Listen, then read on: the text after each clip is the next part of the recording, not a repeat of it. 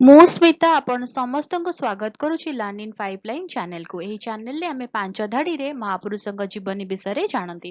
ଯେତେବେଳେ ପାଞ୍ଚ ଧାଡିରେ ଜାଣନ୍ତି ଅଧିକା ଜାଣିବାକୁ ଇଚ୍ଛା ହୁଏ। ଯଦି ଅଧିକା ଜାଣିବାକୁ ଇଚ୍ଛା ଅଛି କମେଣ୍ଟରେ ଜଣେଇବେ। ଆମେ କଣ କରିବା ନା 10 ଧାଡି 15 ଧାଡି ବା ଲମ୍ବା ଏସେ ମହାପୁରୁଷଙ୍କ ବିଷୟରେ ନେଇକି ଆସିବା।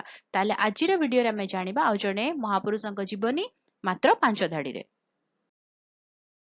ସିଂହ ବର୍ମନ ପ୍ରଥମ ଦକ୍ଷିଣ ଭାରତରେ ପଲ୍ଲବ ରାଜବଂଶର ଜଣେ ଶକ୍ତିଶାଳୀ ଶାସକ ଥିଲେ। ସେ 630 ରୁ 668 ଖ୍ରୀଷ୍ଟାବ୍ଦ ପର୍ଯ୍ୟନ୍ତ ଶାସନ କରୁଥିଲେ। ସେ ମାମଲାନ ଭାବରେ ଜଣାଶୁଣା ଥିଲେ। ସେ କଳା ଏବଂ ସ୍ଥାପତ୍ୟର ପୃଷ୍ଠପୋଷକ ଥିଲେ। ପ୍ରସିଦ୍ଧ ମହାବଳୀପୁରମ ପଥରକଟା ମନ୍ଦିର ଗୁଡ଼ିକର କାର୍ଯ୍ୟାଦେଶ ଦେଇଥିଲେ। ତାଙ୍କ ରାଜତ୍ୱ କାଳରେ ପଲ୍ଲବ ସାମ୍ରାଜ୍ୟ ଏହାର ସର୍ବୋତ୍ତମ ସୀମା ହାସଲ କରିଥିଲା। ଭିଡିଓଟି କେମିତି ଲାଗିଲା ମତେ କମେଣ୍ଟ କରିକି ଜଣେଇବେ। ଯଦି ଭଲ ଲାଗିଲା ତାହେଲେ ଭିଡିଓ ଟିକେ ଲାଇକ୍ କରିଦେବେ, ଭିଡିଓ ସହିତ ସେୟାର କରନ୍ତୁ, ଚ୍ୟାନେଲକୁ ସବସ୍କ୍ରାଇବ କରି ବେଲ୍ ଆଇକନ୍ ପ୍ରେସ୍ କରି ଅଲ୍ ନୋଟିଫିକେସନକୁ ଅନ୍ ରଖିଥାନ୍ତୁ। ରହୁଛି, ଦେଖା ହବା ଆଗାମୀ ଭିଡିଓରେ। ନମସ୍କାର।